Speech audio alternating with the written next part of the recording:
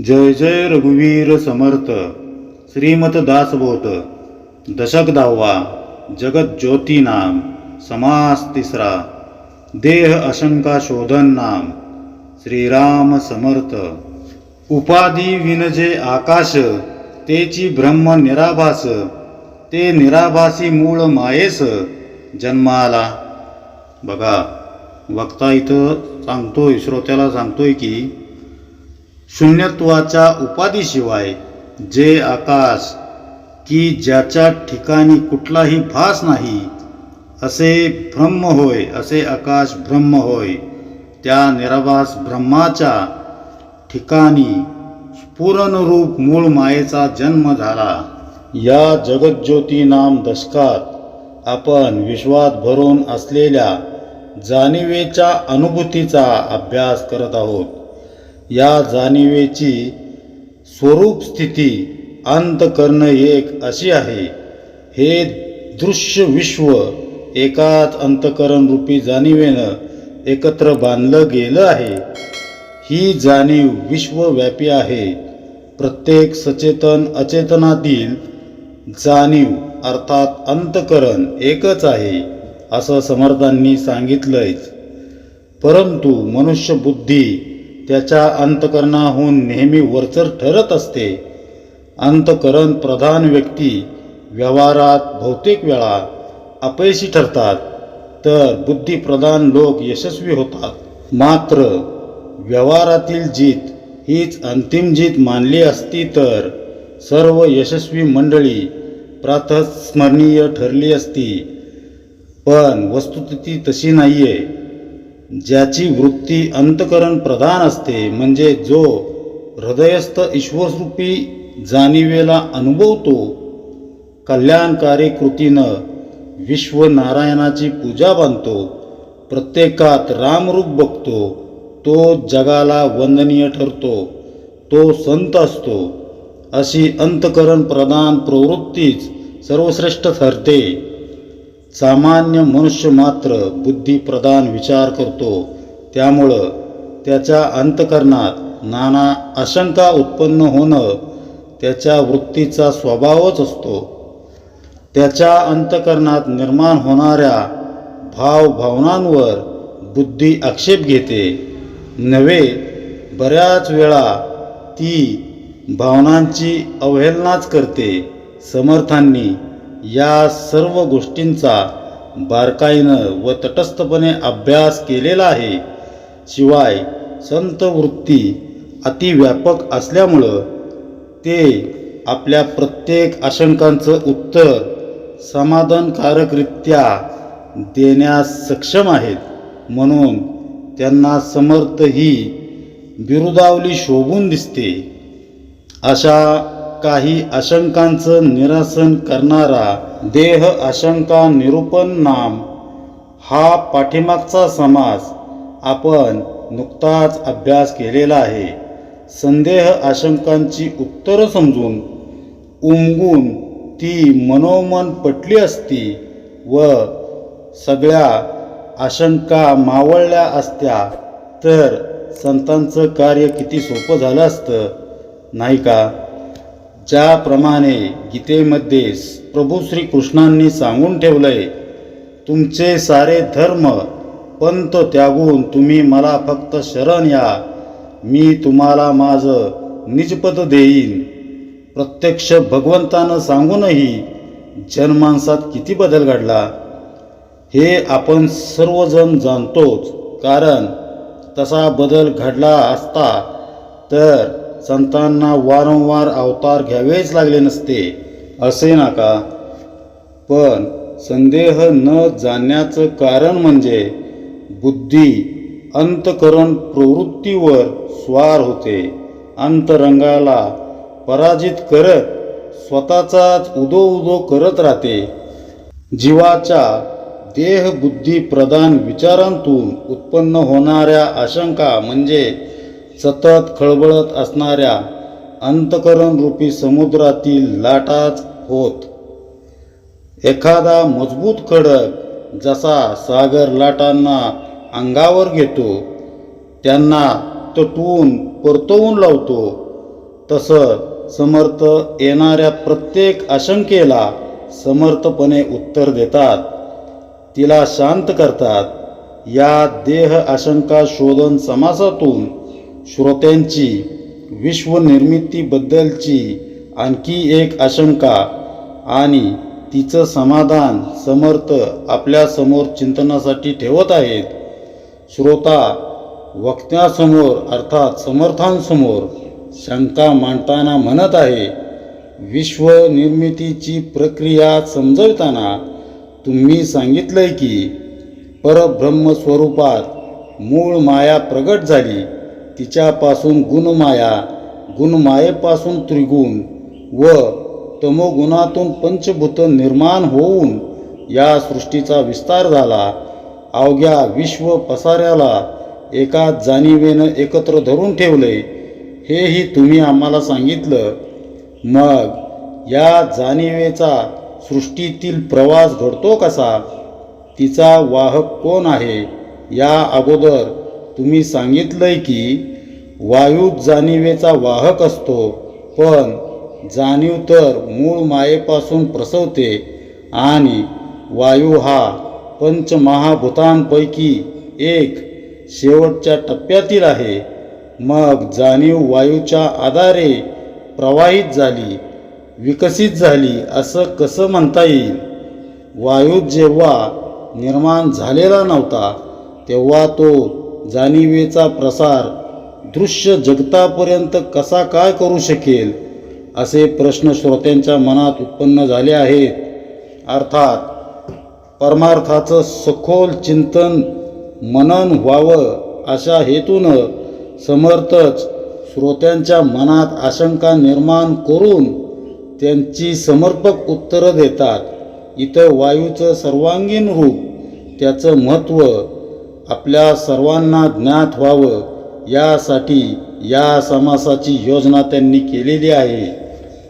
वायूला दोन अंग आहेत, एक म्हणजे वारा आणि दुसरं म्हणजे वासनेचे तरंग. वायू जसा सूक्ष्म तशी वासना देखील सूक्ष्म असते, म्हणून वासना वायुरूप असते. वायू इतर 4 भूतांपेक्षा थोडा वेगळा आहे. तो प्रामुख्यानं 2 कारणांमुळं. एक म्हणजे मनुष्य पृथ्वी तत्वाशिवाय म्हणजेच पैसा, अडका, घरदार याशिवाय राहू शकतो. जलाविना काही दिवस राहू शकतो. अग्नीशिवाय म्हणजेच जठराग्नी न शमविता काही दिवस उपाशी राहू शकतो. आकाश तत्व हे सर्व समावेशक असल्यामुळं त्याच्याशिवाय आपलं अस्तित्वच नाही, ज्यामुळं त्याचा इथं विचार करणं अयोग्य होय. पण मनुष्य वायूशिवाय मात्र राहू शकत नाही. उगवत्या सूर्याला छानसं फळ समजून बाल हनुमानानं सूर्याला पकडण्यासाठी उड्डाण केलं तेव्हा इंद्राचं आसन डळमळू लागलं. त्याने आपल्या हातातील वज्र हनुमानाच्या दिशेनं भिरकावलं. वज्र हनुवटीला लागताच हनुमान मूर्छित झाला. ते पाहताच वायू कोपला. त्यानं सृष्टीतील स्वतःचं अस्तित्व काढून घ्यायला सुरुवात करतात संपूर्ण सृष्टीच कोलमडू लागली. तेव्हा इंद्राच्या वतीनं ब्रह्मदेवांनी वायूची क्षमा मागितली. वायू शांत होऊन पुन्हा पहिल्यासारखा तो सृष्टीत संचार करू लागला. सृष्टीला पुन्हा चैतन्य प्राप्त झालं. तात्पर्य हा आहे की वायूशिवाय आपण राहू शकत नाही. वायूचं दुसरं वैशिष्ट्य म्हणजे तो अदृश्य आहे. जसं आकाश, अग्नी, जल, पृथ्वी यांना आपण वेगळेपणानं दाखवू शकतो, तसं वायूला आपण वेगळेपणानं दाखवू शकत नाही. आपण म्हणाल वावटळ तर डोळ्यांना दिसते, पण ती वाऱ्याबरोबर उडालेली धूळ असते. त्यातील वायू अदृश्यच असतो, हे ध्यानात ठेवा. सर्वांच्या जीवनाचा अविभाज्य घटक असूनही सर्वांपासून अलिप्त असा वायू स्वतःच अगाध कर्तृत्व असूनही त्याचं श्रेय घेऊन त्याचा डंका न पिटणारा वत्सल वायू, अशा या वायूचं, वायुपुत्र हनुमंताचं अर्थात सद्गुरूंचं महत्त्व समर्थ या समासातून पुनर्स्थापित करत आहेत. विश्वनिर्मितीचा क्रम विशद करताना समर्थ सांगतात, ते मूळ मायेचे लक्षण वायो स्वरूपची जाण, पंचभूते आणि त्रिगुण वायोअंगी. म्हणजे त्या मूळ मायेचे लक्षण म्हणजे चंचल तत्व, ती वायुस्वरूप असून तिच्यातच पंचमहाभूते आणि त्रिगुण हे अत्यंत सूक्ष्म रूपात असतात. पहा, विश्व उत्पत्तीचं पूर्वी सांगितलेलं सूत्र समर्थ पुन्हा या ओव्यात देत आहेत. मात्र त्यात आशंका लपवून आहे ती अशी की वायू मूळ मायेचा वाहक कसा? पंचमहाभूतिक सृष्टीच्या दृष्टीनं वायूचे गुणधर्म आपण पाहिले. वायूचं आणखीन एक वैशिष्ट्य असं आहे की तो सृष्टीच्या बीज उत्पत्तीमध्ये देखील आहे. परब्रह्माचा सत्य संकल्प पूर्ण करण्यासाठी त्याच्या अंतरंगात मूळ माया वासनारूपात निर्माण झाली. ब्रह्मदेव जसे परमात्म्याच्या नाभीतून प्रगट होतात, तसं परब्रह्मात सत्य संकल्पाची इच्छा, प्रथम इच्छा निर्माण झाली तीच मूळ माया. तिचा वाहक वायू अर्थातच हनुमंत होता. हनुमंत म्हणजे शिवतत्व अर्थातच सद्गुरु तत्व. जाणुवेच्या मूळ माया या पंचभौतिक सृष्टी या प्रवासाचा वाहक.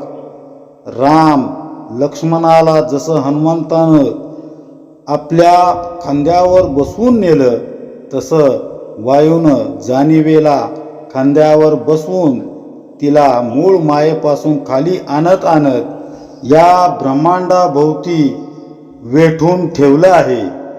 परब्रह्म जणू वायुरूपी रथावर आरूढ होऊन सृष्टीतील ईश्वरापर्यंत आलं. सृष्टीत जाणीव पसरवण्यासाठी वायूच वाहक बनला, वाहन बनला.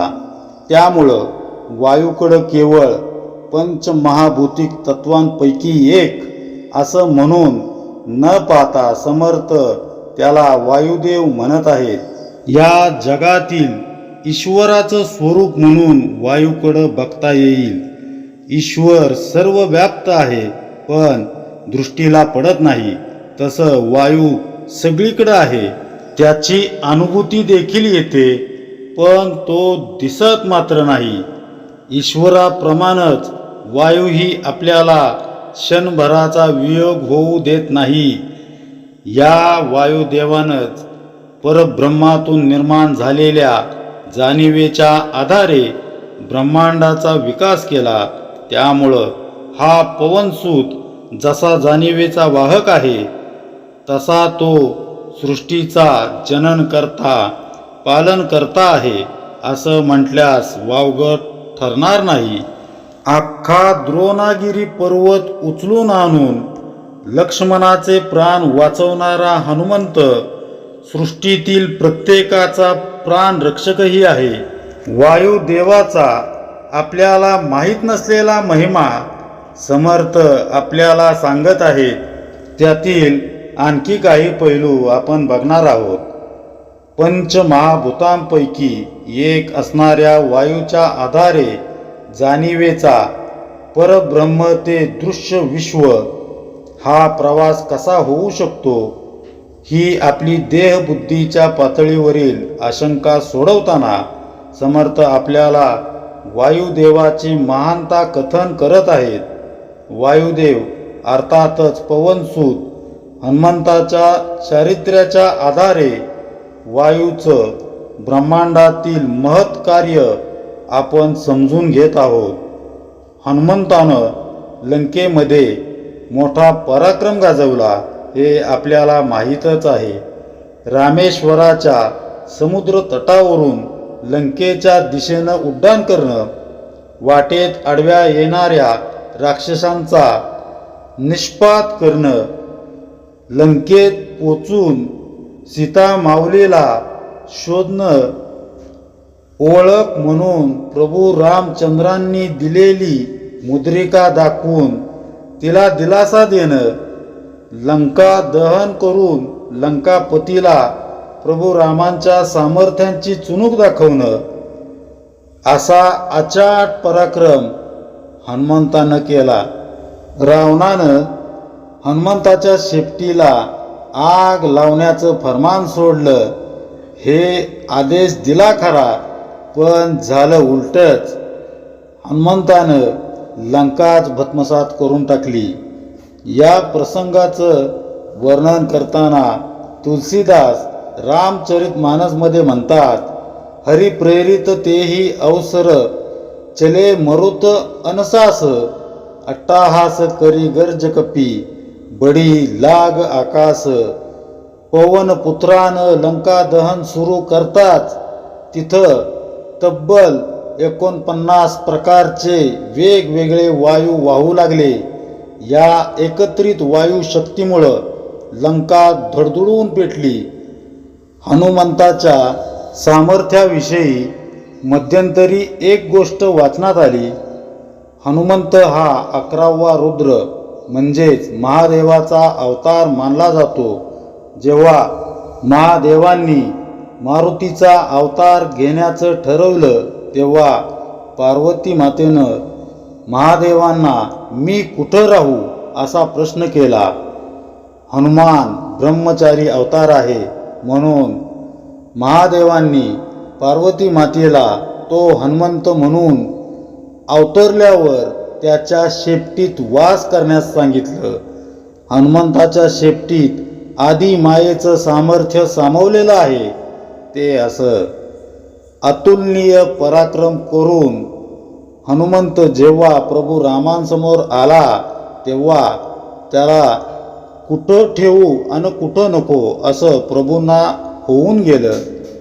प्रभू राम जेव्हा हनुमंताची मुक्त कंठानं प्रशंसा करू लागले, तेव्हा महापराक्रमी हनुमंत समर्पित होऊन रामचरणी पडला.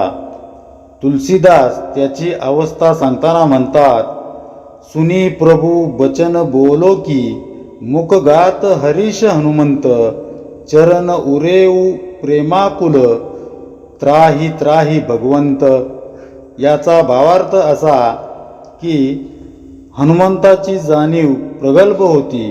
त्याची अशी धारणा होती की मी केवळ निमित्त मात्र असून प्रभू रामचंद्रांनीच माझ्याकडून हे महत्कार्य करवून घेतलंय. हनुमंताची ही धारणा इतकी विशुद्ध होती की प्रभू रामचंद्रांनी या कार्यासाठी केवळ त्याचीच निवड केली. या प्रसंगातून हे दिसून येतं की जेव्हा जेव्हा भगवंत वायूकडं एखादं कार्य सोपवतात, तेव्हा वायू ते कार्य पूर्ण करून आकर्तुम भावनेनं भगवंत चरणी लीन होतो. सृष्टीचा जीवनदाता असूनही श्रेय स्वतःकडं येऊ नये म्हणून की काय वायुदेव अदृश्य असतो. प्रभू रामचंद्रांना प्रिय असणाऱ्या हनुमंत रूपी वायूचं श्रेयस कार्य समर्थ आपल्याला 2 अंगांनी विदित करत आहेत. एक म्हणजे पंचमहाभूतिक तत्व या दृष्टीनं, तर दुसरं म्हणजे ब्रह्मांडामध्ये जाणिवेचा विकास करणारं तत्व या दृष्टीनं. पंचतत्वांपैकी एक असणाऱ्या वायूचं सृष्टीच्या जडणघडणीत महत्त्वाचं योगदान आहेच, पण त्याहूनही महत्त्वाचं आहे ते जाणिवेचा वाहक म्हणून असणारं वायूचं स्थान. वायू अर्थात हनुमंत अर्थात सद्गुरु तत्व जाणिवेच्या आधारे अखिल ब्रह्मांडाला व्यापून असतं. त्यामुळंच तर सद्गुरूंचा जय जयकार श्री अनंतकोटी ब्रह्मांड नायक अशा शब्दात केला जातो. ब्रह्मांडावर सद्गुरूंचीच सत्ता चालते. त्यांच्याच इच्छेनं सृष्टीचा विकास होत असतो. तोच खरा चराचराचा आधार असतो. सद्गुरूंच्या अर्थातच हनुमंताच्या अचाट कर्तृत्वाची हीच तर खरी प्रचिती आहे. एवढं असूनही हा अंजनी पुत्र एवढंचही कर्तृत्व स्वतःकडं घेत नाही. त्याच्या कार्यात मी केलं असा लवलेश मात्रही आपल्याला आढळत नाही. अहम आपल्याला आढळत नाही. उलट श्री प्रभू राम करता आहे ही धारणा त्याच्या मनात अखंड असते. वायुदेवाची जगापुढं सहसा येत नसलेली ही बाजू समर्थ मोठ्या कौतुकानं आपल्या समोर ठेवीत आहेत. ते पुढं सांगतात, आकाशापासून वायू झाला, तो वायुदेव बोलिला. वायूपासून अग्नी झाला, तो अग्निदेव म्हणजे आकाशापासून वायुदेव झाला, त्याला वायुदेव असे म्हणतात. पुढे वायूपासून अग्नी निर्माण झाला, त्याला अग्निदेव म्हणतात. अग्नीपासून झाले आप, ते नारायणाचे स्वरूप. आपपासून पृथ्वीचे रूप, ते बीजाकारे म्हणजे अग्नीपासून जलतत्व निर्माण झाले, तेच नारायणाचे स्वरूप आहे. आपापासून बीजाच्या आकाराने पृथ्वी निर्माण झाली. बघा, अत्यंत गुह्य अर्थ असणाऱ्या या दोन ओव्या आहेत. निर्गुण निराकार परब्रह्मामध्ये मूळ माया प्रसवली हे आपल्याला माहीतच आहे. समर्थ परब्रह्माची तुलना आकाश तत्वाशी करतात. परब्रह्म जसं कर्तृत्व शून्य आहे तसंच आकाशही अकर्तुम आहे. जसं परब्रह्मातून मूळ माया प्रसवली, तिनं सृष्टीचा विकास केला. परब्रह्माला ईश्वर असं नामाभिधान दिलं.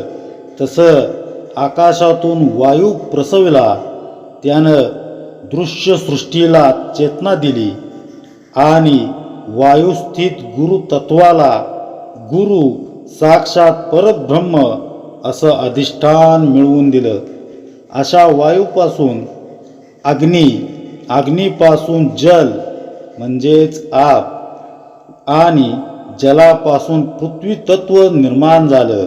याचा अर्थ या विश्वाचा खरा निर्माता वायूच आहे. वायूचं अधिष्ठान नसतं तर अग्नी, जल, पृथ्वी ही तीन तत्व निर्माणच होऊ शकली नसती. या सगळ्यांच्या मध्ये वायू बीज रूपानं वास करतो. फक्त तो आपलं स्वरूप बदलतो एवढंच. विश्वामध्ये आपल्या सगळ्यांचं अस्तित्व वायूच्या अधीन आहे. सजीव मरण पावतो किंवा देह सोडतो म्हणजे नेमकं काय होतं तर त्याच्या देहातून प्राणशक्ती निघून जाते. प्राणशक्ती वायुरूप असते. ती देहातून निघून जातात देहाला काही अर्थच राहत नाही. जसा तो अस्तित्वात येतो तसाच तो पंचतत्वात विलीन होतो. मृतदेहावर अग्निसंस्कार केला जातो. त्यानंतर अस्थी जलात विसर्जित केल्या जातात आणि पार्थिवातील वायू ऊर्ध्व दिशेला आकाशात विलीन होतो. म्हणजे ज्या वायूतून देह निर्मिती होते त्या वायूनं देहाला त्यागताच, त्याचा त्याग करताच इतर तत्वही आपापला अंश काढून घेतात. सारांश म्हणजे वायूशिवाय देहाला काहीच स्थान नाही. हे त्रिवार सत्य आहे. चेतन व अचेतन दोघांना मुख्य आसरा आहे तो वायूचाच. पहा किती सुंदर विवेचन, किती सुंदर वर्णन समर्थांनी आपल्या ओव्यांमध्ये वायूसाठी, वायुदेवासाठी करून ठेवलेलं आहे. समर्थ पुढे आपल्याला सांगतायत, ते पृथ्वीचे पोटी पाषाण बहुदेवांचे लक्षण, नाना प्रचित प्रमाण पाषाण देवी. म्हणजे त्या पृथ्वीच्या पोटात अनेक पाषाण असतात. त्यापैकी काहींमध्ये पुष्कळ देवांची लक्षणे आढळून येतात व या पाषाण देवांची अनेकांना प्रचितीही येते. नाना वृक्ष मृतिका प्रचित रोकडी विश्वलोका, समस्त देवांचा थारा एका वायोमध्ये. म्हणजे नाना वृक्ष मातीच्या मूर्ती यामध्येही जगातील लोकांना देव तत्वाचा रोकडा अनुभव येतो. समस्त देवांचा आश्रय वायू हाच असतो. वृक्ष पाषाण मूर्तिकादी सर्वांमध्येच वायू हा असतो. बघा, पृथ्वीच्या पोटात नानाविध प्रकारचे पाषाण आहेत. समर्थ काय सांगतात बघा, त्यापैकी काहींमध्ये देवाचं वास्तव्य असल्याची प्रचिती बऱ्याच लोकांना येते. त्याचप्रमाणे पिंपळ, औदुंबर यांसारखे अनेक वृक्ष मूर्ती यामध्येही देव वास करतो असे अनुभव आहेत. देव यक्षिणी कात्यायनी चामुंडा जखिनी मानविनी, नाना शक्ती नाना स्थानी देश परत्वे. म्हणजे या पृथ्वीवर असंख्य देव देवता दैवते भूते आदी सर्व आहेत, पण ही सर्व वायू स्वरूपच आहेत.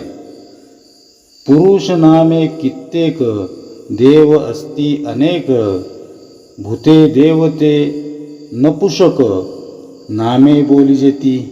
म्हणजे पुरुषवाचक असे कित्येक देव आहेत, तर भूते दैवते ही नपुसकलिंगी नावे असणारीही अनेक दैवते आहेत. देव देवता देवते भूते पृथ्वीमध्ये असंख्याते, परंतु या समस्ताते वायो स्वरूप बोलिजे.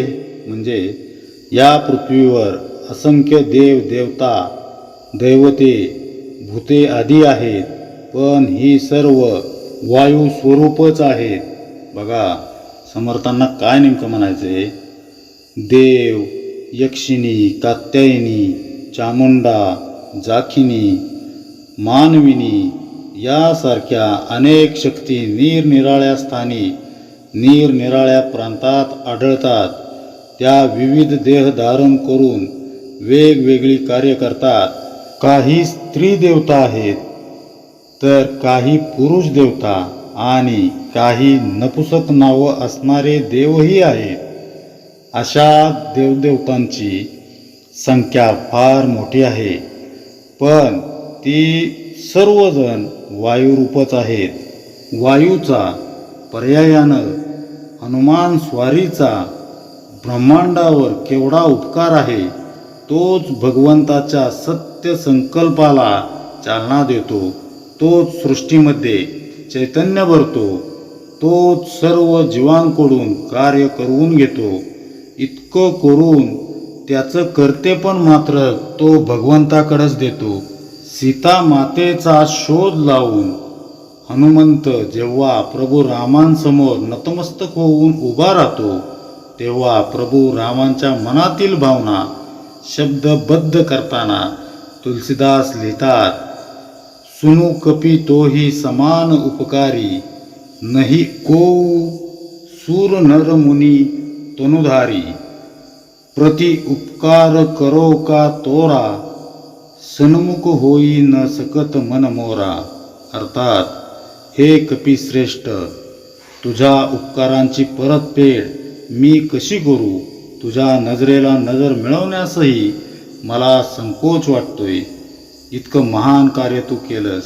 अशा शब्दात प्रभू राम स्तुती करतात हे खरं, पण हनुमान स्वारी मात्र श्रेय स्वतःकडे घेत नाही, ती प्रभूचीच लीला आहे असं ते समजतात. सृष्टीतील प्रत्येक कार्यात हनुमंताचा म्हणजेच वायूचा हात असतोच. तोच सृष्टीला जगवितो, तिचा विकास करतो, तिचा तारणहारही तोच आहे. पण जेव्हा हनुमंताला त्याचं कर्तृत्व द्यायला जावं तेव्हा पवनसूत दास्य भक्तीतून त्याचं सर्व श्रेय प्रभू रामचंद्रांच्या पायी अर्पण करून मोकळा होतो. वायुपुत्राचं एवढं अगाध कार्य देहबुद्धीच्या जीवाला मात्र दुर्दैवानं कळत नाही. त्यामुळं देहाची आशंका शोधन करण्याचा प्रयत्न या समासातून समर्थ करत आहेत. जसं समर्थ करुणाष्टकात जसं म्हणतात, जळचर जळवासी नेनती त्या जळासी, निशिदिन तुझपासी चुकलो गुणराशी. तसं अंतर्बाह्य जाणीवेनं म्हणजे हनुमंताच्या कार्यानं आम्हाला जीवन ठेवलंय, चैतन्यमय केलंय. अशा हनुमंताच्या कार्याचा विसर पडल्यामुळंच हा वायू कोण असा प्रश्न तुम्हा आम्हाला सामान्य जनांना पडतो. देह बुद्धी प्रधान जीवाचं हे शल्य समर्थ या समासातून मांडतानाच वायुपुत्राची कर्तबगारी देखील आपल्यासमोर ठेवत आहेत. विश्वव्यापक जाणीव आणि वारा ही वायूची दोन अदृश्य अंग विश्वाचं अधिष्ठान आहेत. वायू चराचराचं जीवन आहे, मात्र त्याचं हे कर्तृत्व आपल्याला कळत नाही, कारण तो सुप्तावस्थेत असतो. म्हणूनच त्याविषयी आपल्या मनात आशंका निर्माण होते. महत्पराक्रम करूनही हनुमंत जसा अलिप्त राहिला, तसं हा वायू अर्थातच सद्गुरू हर तऱ्हेनं जीवांचा सांभाळ करतो, पण त्याचं कर्तृत्व आपल्याला जाणवत नाही, कारण तो अकर्तृ वृत्तीनं राहतो. त्यामुळं सद्गुरूंविषयी आपल्या मनात संदेह असतो. जाणीव सर्व शक्तिमान आहे, त्याचबरोबर तिचा वाहक वायूही तितकाच सक्षम सामर्थ्यवान हा आहे, हे ध्यानात ठेवावे. जाणीव वायूच्या मदतीनंच सर्वत्र संचार करते. संतांच्या जीवनचरित्रातील अनेक अगम्य घटनांवरून ते दिसून येतं. समर्थांचा जीवनातील प्रवास हा प्रचंड होता. त्यांचं देशाटन हे प्रचंड होतं. वेगवेगळ्या ठिकाणची लोक त्यांची मनापासून आठवण काढीत, त्यांना आळवत त्यांची करुणा भाकत असत. समर्थांची प्रगल्भ जाणीव कोण, कुठून, कशासाठी त्यांची आठवण काढतंय हे जाणायची चर्चा करत बसलेले समर्थ त्या जागेवरून एकदम उठत असत आणि आलोच असं म्हणून तिथल्या कुठल्या तरी झुडपाच्या भिंतीच्या आडोशाला जात असत. तिथून ते गुप्त होऊन ते जिथं कुणी त्यांची मनापासून आठवण काढत असत त्या स्थळी, त्या ठिकाणी ते प्रगट होत असत व तिथलं काम आटोपून पुन्हा पहिल्या ठिकाणी येऊन त्याच चर्चेत ते सहभागी होत असत.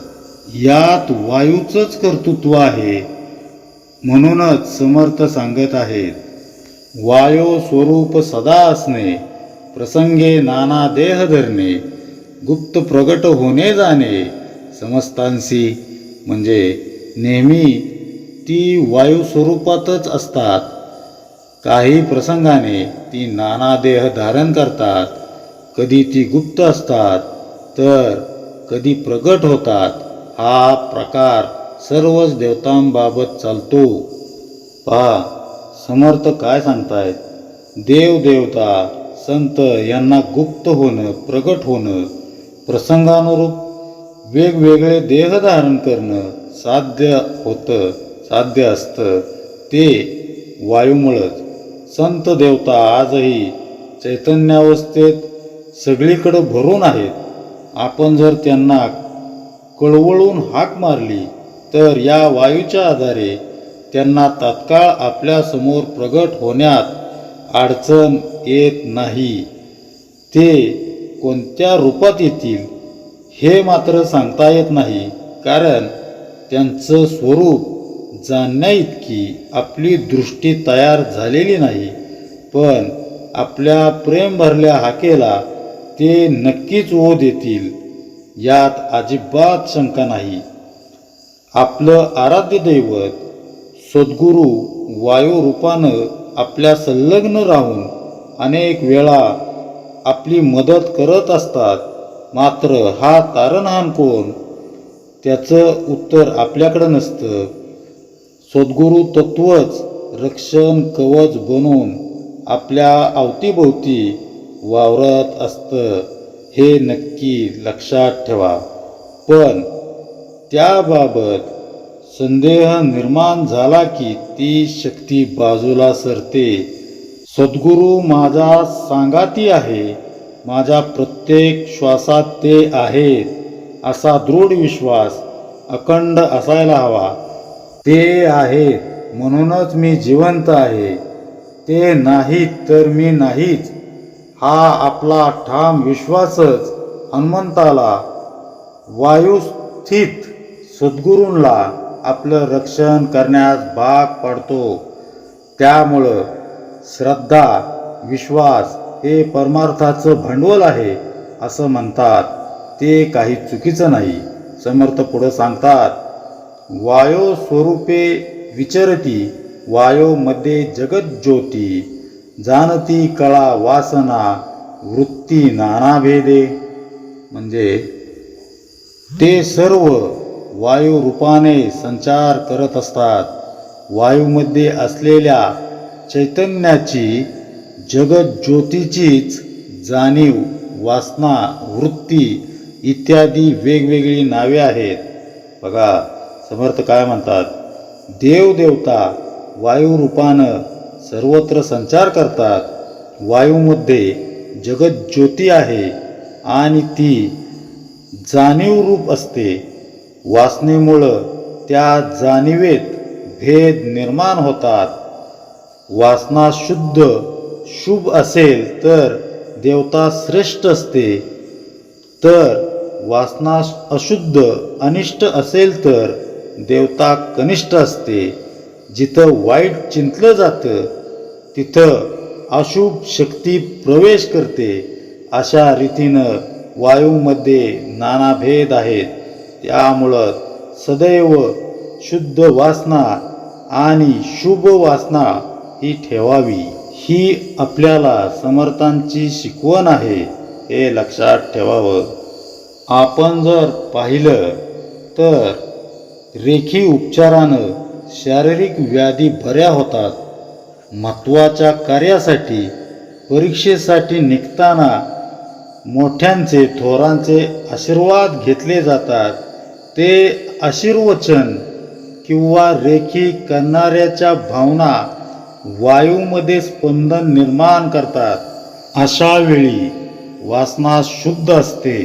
त्यामुळं वायूमध्ये असणाऱ्या शुभ शक्ती देवता त्या त्या व्यक्तीला पाठबळ देतात.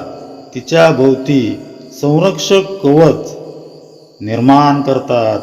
सकारात्मक ऊर्जा त्या व्यक्तीभोवती एक प्रकारे वलय निर्माण करून तिला यशो मार्गावर नेत राहते. तीर्थक्षेत्री सत्पुरुषांच्या समाधीस्थळी गेल्यानं तिथली चैतन्यदायी स्पंदनं, तिथल्या शुभशक्ती आपल्या भोवतीच्या प्रदूषित कलुषित नकारात्मक चिंतायुक्त वायुमंडलाला छेद देतात आणि शुद्ध पवित्र सकारात्मक विचारांचं आपल्यामध्ये संक्रमण होऊन आपण निश्चिंत बनू लागतो. भानामती करणं, करणी करणं, काळी जादू यासारखी अघोरी विद्या वापरणारे लोकही बरेच जण असतात. अशा ठिकाणी अत्यंत कनिष्ठ देवतांचा वास असतो. दृष्ट लागणं म्हणजे एखाद्याला दुष्ट वा हीन शक्तीचा वायूमार्फत होणारा प्रादुर्भावच.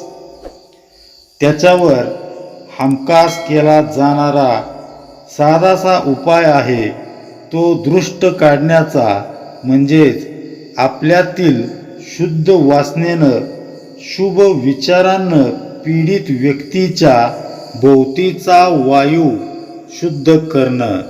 सारांश म्हणजे अनेक शुभाशुभ वासनांच्या आधारे श्रेष्ठ कनिष्ठ देवदेवता वायुरूपात वावरत असतात. जिथं जिथं शुभचिंतन आहे, शुभ संकेताचं मंथन आहे, सर्वांचं भलं व्हावं अशी भावना आहे, वृत्तीची व्यापकता जशी आहे, तिथं तिथं श्रेष्ठ देवता शुभ ऊर्जा पुरवीत असतात. हे ध्यानात ठेवा. पुढे आकाशापासून वायू झाला, तो दो प्रकारे विभागला, सावधपणे विचार केला पाहिजे श्रोती. म्हणजे आकाशापासून वायू झाला, तो 2 प्रकारांमध्ये विभागला गेला. त्या संबंधी श्रोत्यांनी सावधपणे विचार करणे आवश्यक आहे. एक वारा सकळ जाणती, एक वायोमधील जगज्योती, जगज्योतीच्या अनंत मूर्ती देवदेवतांच्या. म्हणजे एक ज्याला आपण वारा असे म्हणतो त्याला तर सर्व ओळखतात, जाणतात. दुसऱ्याला प्राणशक्ती किंवा वायूमधील जगज्योती असे म्हणतात. अनेक देवदेवतांच्या अनंत मूर्तीच्या मध्येही जगज्योती म्हणजे प्राणशक्तीच व्यापून असते. बघा, आकाशापासून निर्माण झालेल्या वायूचे 2 प्रकार समर्थ सांगतायत.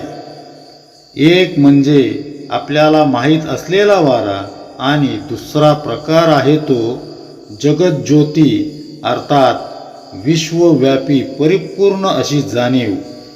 वायूचा एवढा प्रचंड आवाका समजावल्यानंतर समर्थ आता इतर महाभूतांचे वर्णन सांगत आहेत. ते आपण बघूया.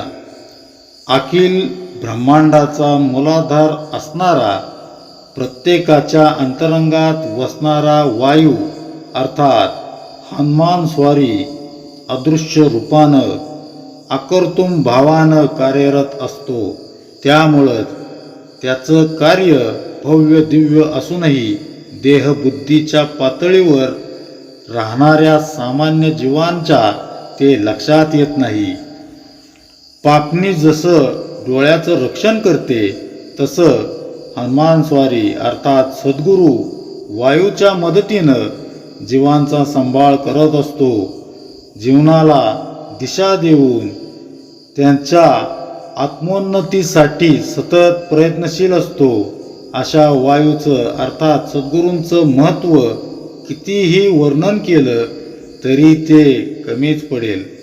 रोजच्या बोलण्यामध्ये वायूचा अनेक अर्थानं संदर्भ येताना आढळतो.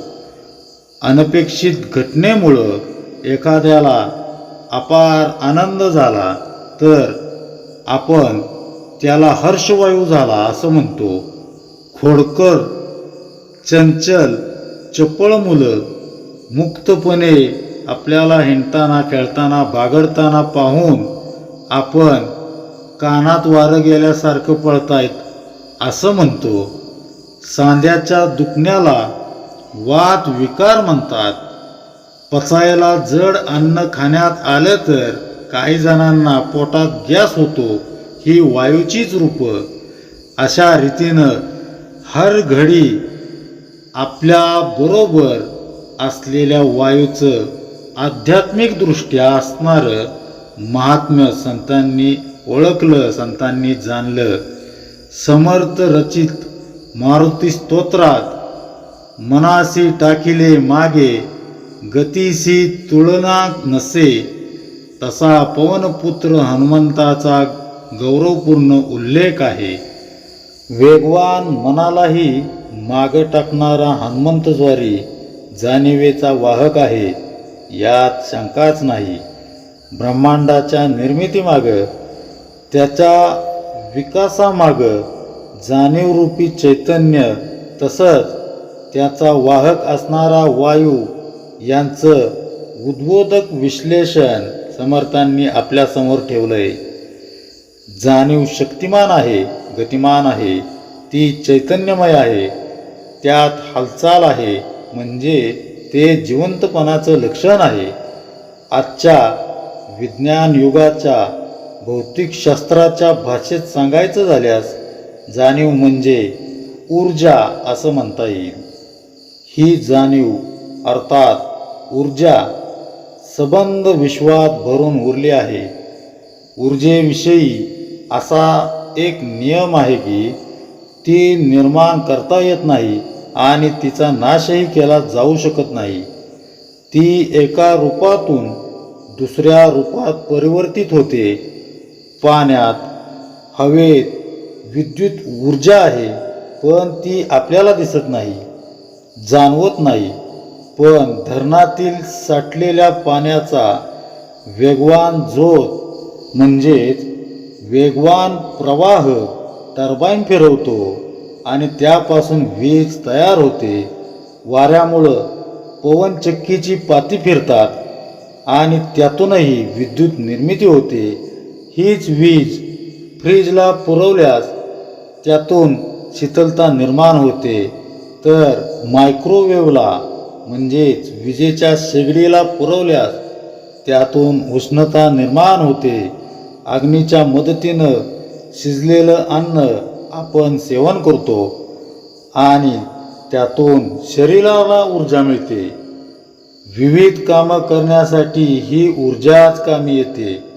मग हे सगळं घडतं कसं?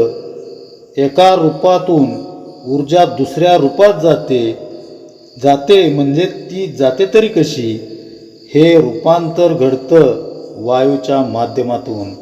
शास्त्रज्ञ, विद्वान त्याच्या मागचे कारणीभूत अनेक घटक सांगतील, त्याची किचकट प्रक्रियाही सांगतील, पण आत्मज्ञानी संतच हे जाणतात की या सर्व घटना अतिसूक्ष्म असणाऱ्या वायूमुळं अर्थातच सद्गुरूरूपी हनुमान स्वारीच्या अस्तित्वामुळंच घडत असतात, हे लक्षात ठेवा. आकाश परब्रह्मासारखं स्थितप्रज्ञ आहे, आकर्तुम आहे. त्यात अजिबात हालचाल होत नाही. त्यातील प्रथम व्यक्त जाणीव म्हणजे वायू. या वायूमुळंच ब्रह्मांडाला ऊर्जा मिळते. एक ऊर्जा दुसऱ्या स्वरूपात रूपांतरित होते. दोन वस्तूंच्या घर्षणातून अग्नी निर्माण होतो आणि त्यासाठी हवेची देखील गरज असतेच. निर्वात पोकळीत अग्नी राहू शकत नाही. पेटत्या मेणबत्तीवर किंवा निरंजनावर काचेचा पेला जर झाकला, उलटा ठेवला तर क्षणात ज्योत विझते, कारण अग्नीचा अधिष्ठाता वायू तिथं रोखून धरला जातो. हा प्रयोग बहुतेकांनी विद्यार्थी दशेत केला असेल. शरीरातील अग्नीचा आधारही वायूच असतो. मनुष्य वस्तीपासून दूर अशा निबिड जंगलात वणवे लागतात. वाऱ्याच्या शक्तीमुळं झाडांच्या फांद्या एकमेकावर घासल्या गेल्यामुळं वणवा लागतो. बारकाईनं याचा विचार केला तर आपल्या हे ध्यानात येतं की वायूमध्येच अग्नी सुप्तावस्थेत असतो. तेजातील शक्ती, तेजातील जाणीव म्हणजेच हा वायू होय. विज्ञानात ऊर्जा, मग ती उष्ण असो किंवा शीत असो, ती किलो कॅलरीमध्ये मोजली जाते. याचाच अर्थ सर्वत्र ऊर्जा ही एकच आहे. पण हे तत्व उच्च कोटीची प्रतिभा असणाऱ्या समर्थांनी कुठल्याही शास्त्रांचा, पुस्तकांचा अभ्यास न करता 16व्या शतकातच मांडलं होतं. म्हणजे विचार करा, समर्थांचा किती प्रचंड अभ्यास, किती प्रचंड त्याग, किती प्रचंड शक्ती या पाठीमागे असेल. आणि ते पुढं सांगतात, वायूपासून तेज झाले, उष्ण शीतळ प्रकाशले, द्विविध रूप ऐकिले पाहिजे तेजाचे. म्हणजेच वायूपासून तेज झाले, तेही उष्ण आणि शीतल या दोन प्रकाराने प्रकाशते. त्या तेजाच्या द्विविध रूपाचे वर्णन ऐकले पाहिजे. बघा समर्थ काय म्हणतायत नेमकं, उष्ण आणि शीत ही तेजाचीच दोन अंग आहेत. हे समर्थांचं प्रतिपादन आजच्या विज्ञानाशी, म्हणजेच आजच्या विज्ञान युगाशी सुसंगतच ठरतं. यावरून समर्थांचं अष्टपैलू व्यक्तिमत्व तसंच दासबोधाचं कालातीत स्थान सहजच नजरेत भरतं. समर्थ पुढं सांगतात, उष्णापासून तेजपुंज असा सूर्य झाला, विजा चमकू लागल्या, सर्व भक्षक असा प्रसंगी हाहाकार माजवणारा अग्नीही झाला. याच तेजामध्ये शीतल गुणही आढळतो. सीता माऊलीनं अग्नी परीक्षेवेळी अग्नीत प्रवेश केला तेव्हा एरवी धगधगीत असणारा अग्नी कसा होता हे सांगताना तुलसीदास म्हणतात, जो मन बचक्रम मम उरमाही, तजी रघुबीर आन गती नाही, तो कृसानु सब के गती जाना, मो कहू होऊ श्रीखंड समाना. म्हणजे रघुवीरांचं स्मरण करत अग्नीत प्रवेश करताच तो चंदनासमान शीतल झाला. म्हणजे आजकालच्या कृत्रिम शीतगृहासाठी रेफ्रिजरेशनच्या प्रक्रियेत रासायनिक अभियांत्रिकीद्वारे पाण्यातील उष्णता खेचून घेऊन थंडावा निर्माण केला जातो. तेजाच्या शीतलतेमधून पाणी, चंद्र, तारे, थंडी निर्माण झाले. बीजरूपानं सर्वात वसणाऱ्या वायूच्या मदतीनंच हे रूपांतरण घडत असतं. चकोर पक्षी केवळ चंद्रकिरण प्राशन करून तहान भूक शमवितो. यावरून थंड तेजापासून जलाची निर्मिती झाली या म्हणण्याला दुजोरा मिळतो. चंद्राची शीतलता आणि जल यांचा तर निकटचा संबंध आहे. पौर्णिमेला समुद्राला भरती तर अमावास्येला ओटी येते. यावरून हे स्पष्ट होतच. तेजाच्या शीतलतेशी संलग्न असणारं जल दोन भागात विभागलं गेलंय. त्यातील एक म्हणजे पाणी, सजीवांचं जीवन.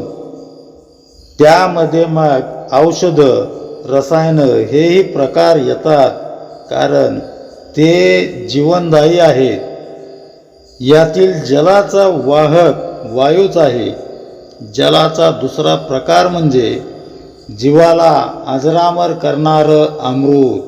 अमृत म्हणजे वायूतील विशद जाणीवच. ती अंतरंगात प्रगटताच जीव आत्मज्ञानानं अजरामर होऊन जातो. ज्ञानेश्वर माऊलींच्या समाधीला आज 800 वर्ष होऊन गेली, तरीही तिथलं संजीवन संमोहित करून टाकतं. त्यांच्या समाधीस्थळीचं वायुमंडल आपल्या आयुष्याचं पारणं फिटेल असं सुखाचं आगर आहे. याचं कारण ज्ञानदेवांनी मनुष्य देहात येऊन अमृत पान केलं. अमृताहून गोड असणाऱ्या विठ्ठल नामाचा टाहो फोडून प्रचार आणि प्रसार केला. ती भगवत धर्माची पताका आजही डौलानं फडकते आहे. ती या वायूच्याच आधारे. जल गोठून पृथ्वीतत्व तयार झालं.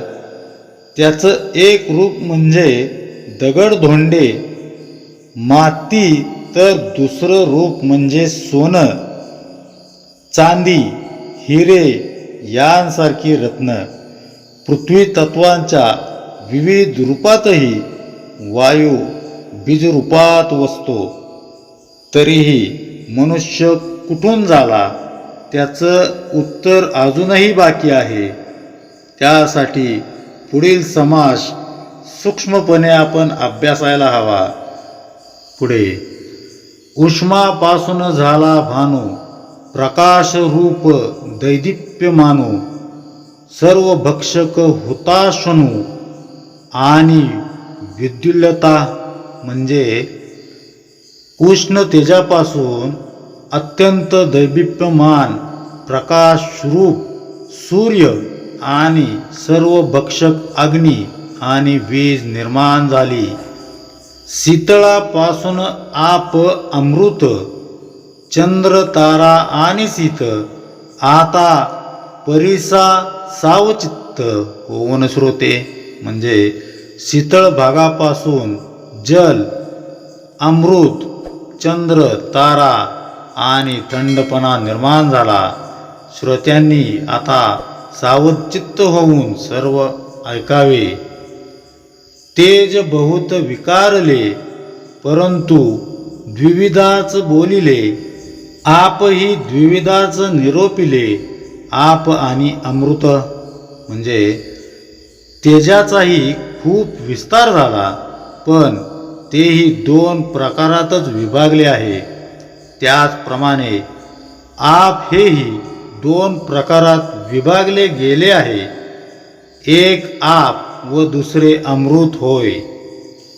एके पृथ्वीचा विचार, पाषाण मृतिका निरंतर, आणिक दुसरा प्रकार सुवर्ण परीस नानारत्ने.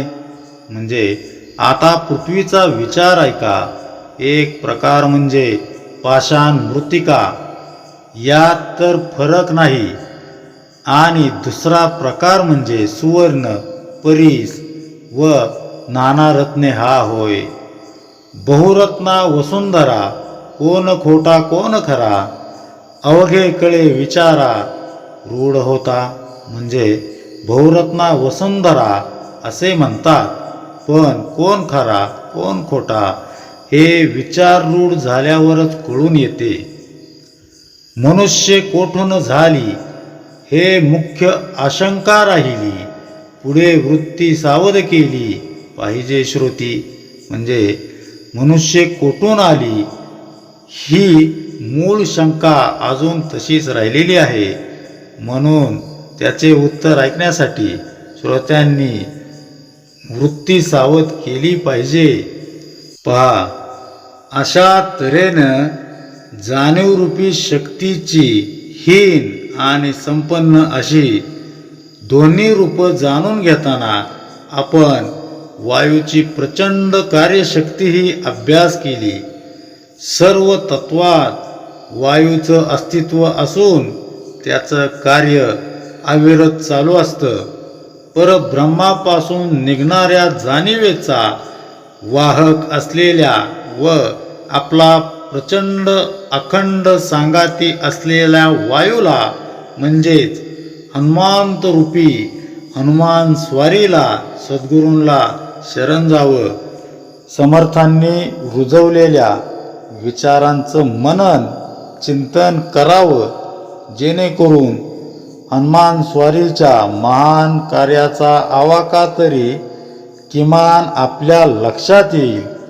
सद्गुरूंचरणी नतमस्तक होऊन प्राणशक्ती आपल्याला त्यागण्यापूर्वी या जगज्योतीशी एकरूप होता आलं तर आपल्यासारखे भाग्यवान आपणच असू. समर्थही याचीच वाट बघत आहेत, याचीच वाट पाहत आहेत. इति श्री दासबोधे गुरुशिष्य संवादे देह आशंका शोधन नाम. जय जय रघुवीर समर्थ.